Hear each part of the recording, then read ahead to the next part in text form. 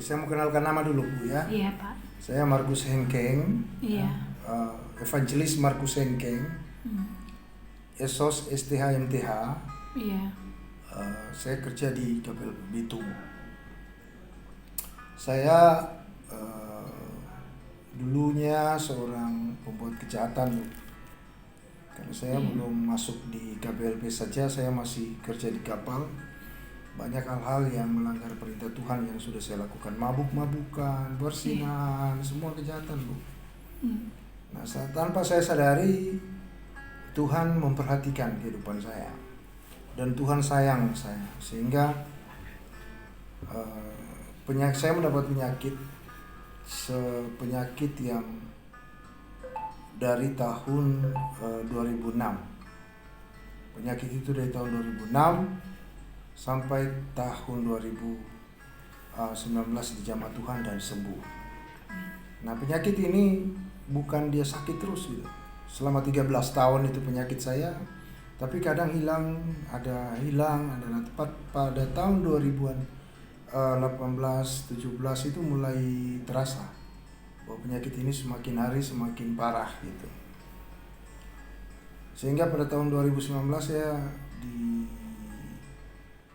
sampaikan dokter, profesor dokter bahwa penyakit saya itu tidak ada dokter di Indonesia. Yang ada di dunia hanya di Jepang. Nah, setelah saya mendengar itu, saya kaget juga dengan penyakit saya karena menurut profesor dokter ada 2 orang yang di Sulawesi Utara yang mendapat penyakit seperti ini.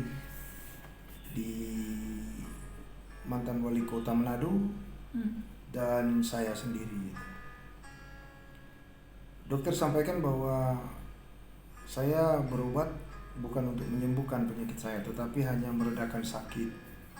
Dan biayanya cukup mahal, setiap 2 minggu saya harus berobat dengan budget 1 juta, hampir 2 jutaan gitu. Nah, setelah tahun 2019 penyakit itu mulai sangat parah. Dan saya karena sakitnya saya ke rumah sakit salah satu di Bitung. Saya pergi ke sana dan saya minta dioperasi penyakit itu. Tanpa saya mengingat waktu itu bahwa profesor dokter sudah mengatakan kepada saya bahwa penyakit saya tidak boleh dioperasi oleh ahli medis siapapun gitu, yang ada di Indonesia. Tapi karena sakitnya saya ke sana. Waktu saya masih di meja operasi, dokter masuk dan melihat bahwa penyakit saya sangat parah dan dia kaget. Dia angkat tangan bahwa saya tidak mau mengoperasi penyakit ini, saya menyerah karena penyakit ini tidak boleh sembarang dioperasi. Saya waktu itu langsung loncat aja dari meja operasi dan saya ajak istri saya pulang. Saya bernasar dalam hati saya katakan, Tuhan, jika karena penyakit ini saya mati, beri kesempatan saya untuk bertobat. Tetapi apabila saya masih diberi kesempatan Tuhan dan Tuhan sembuhkan saya akan melayani-Mu. Saya akan melayani Tuhan. Saya sadar bahwa penyakit saya ini datang karena sakit, karena dosa saya. Nah, di dalam Mazmur 107 ayat 17 itu katakan ada orang-orang yang sakit oleh sebab kelakuan mereka yang berdosa dan disiksa oleh sebab kesalahan-kesalahan mereka. Jadi orang sakit itu ada yang sakit karena dosa. Ya, sehingga karena kesalahan-kesalahan mereka ini sehingga Tuhan itu menguji mereka. Tuhan itu tidak mencobai, yang mencobai itu setan. Tuhan hanya menguji saja sampai di mana dia mau bertobat orang ini. Nah, jadi akhirnya saya bertobat saat itu. Ternyata Tuhan sayang, memperhatikan hidup. Ya. Nah, jadi waktu saya berdoa itu dengan iman Bu. Saya berjanji sungguh-sungguh di hadapan Tuhan. Dalam Yakobus 5 ayat 15 dikatakan begini. Dan doa yang lahir dari iman akan menyelamatkan orang sakit itu, dan Tuhan akan membangunkan dia. Dan jika ia telah berbuat dosa, maka dosanya itu akan diampuni.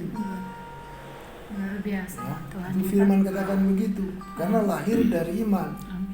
Banyak orang sakit itu tidak dapat sembuh karena tidak lahir dari iman.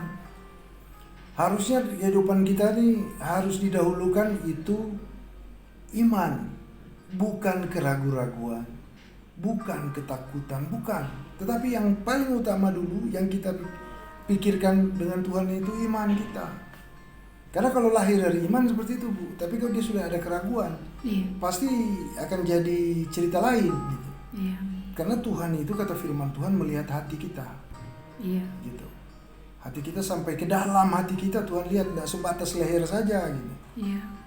Nah, sehingga saya pulang sampai di rumah, saya minum minyak urapan sedikit, saya gosok di tempat sakit itu. Kemudian saya tertidur. Pada saat bangun, penyakit itu hilang. Saya disembuhkan Tuhan. Amin. Saya disembuhkan Tuhan. Karena tanpa Tuhan saya tidak ada sampai saat ini, Bu. Tidak ada sampai saat ini gitu. Sebab itu saya mengadakan penginjilan di medsos, YouTube, IG, TikTok, Facebook, semua, Bu. Saya masukin firman. Karena Tuhan memberikan saya hikmat dari surga untuk bisa mengambil firman untuk diberitakan. Satu hari satu ayat, kadang lebih dari satu ayat. Tetapi saya ambil dari Alkitab yang dikasih Roh Kudus untuk menulis itu. Dan saya yakin dan percaya jika Roh Kudus yang berkuasa memberikan itu untuk diberitakan, pasti ada orang-orang yang tertentu yang akan membaca dan mereka bertobat. Amin. Gitu. Karena kita manusia ini tidak bisa berbuat apa-apa, dan saya sudah berjanji kepada Tuhan bahwa saya akan membaca Alkitab setiap hari.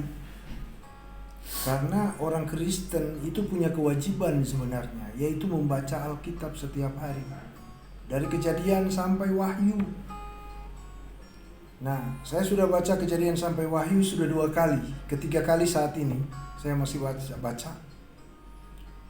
Jadi saya bilang, Tuhan, saya tidak akan berhenti membaca Alkitab ini sampai saya mati. Karena Tuhan firman itu ada tulis terkait dengan pengetahuan. Tetapi kalau kita tidak tahu dan tidak memahami apa itu pengetahuan itu kita harus belajar firman. Dan dalam firman Tuhan itu Yesus sendiri yang akan memberi kekuatan kita.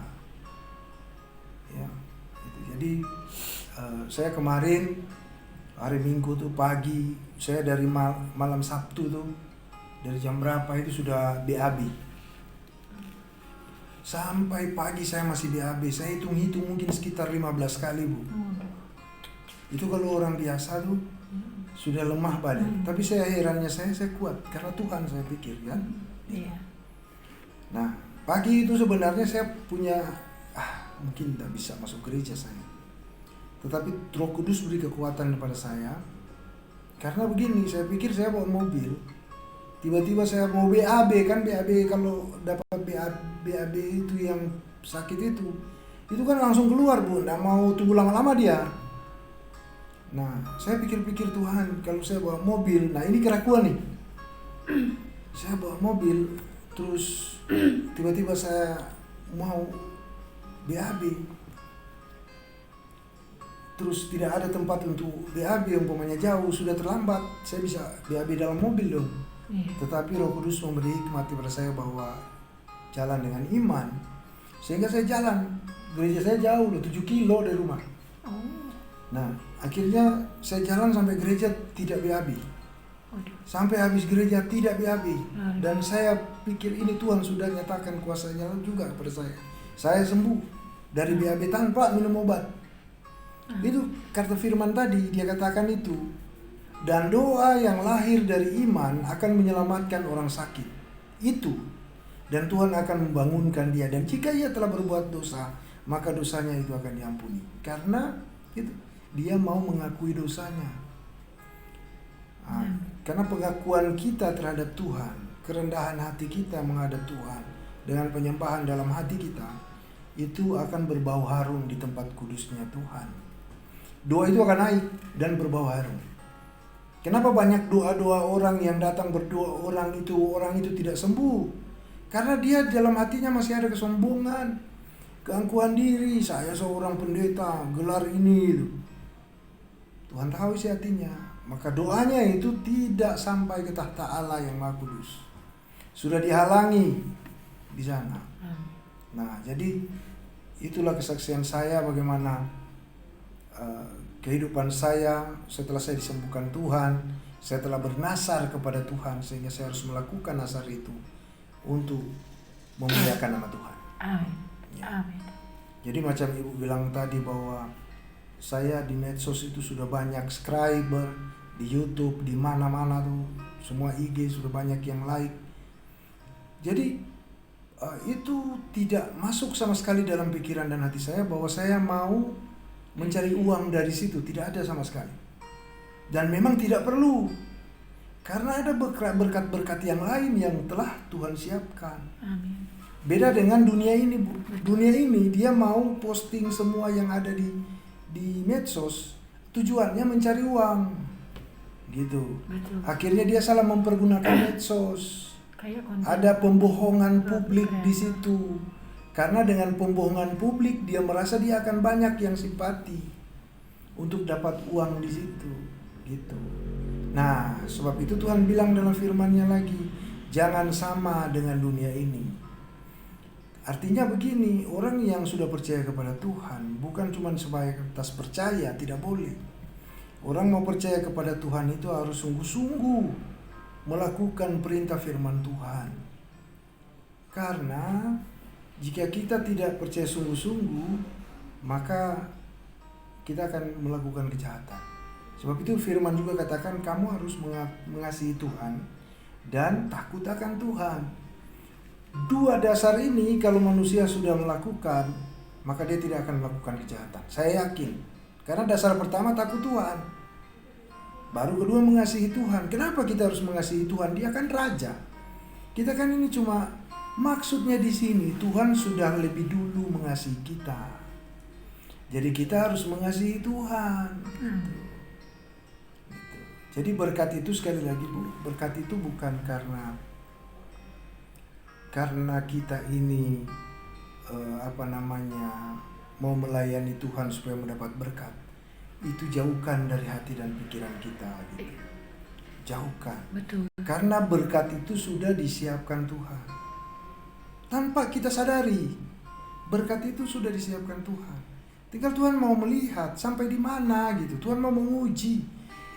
Selama kita hidup, ujian itu tidak akan berakhir.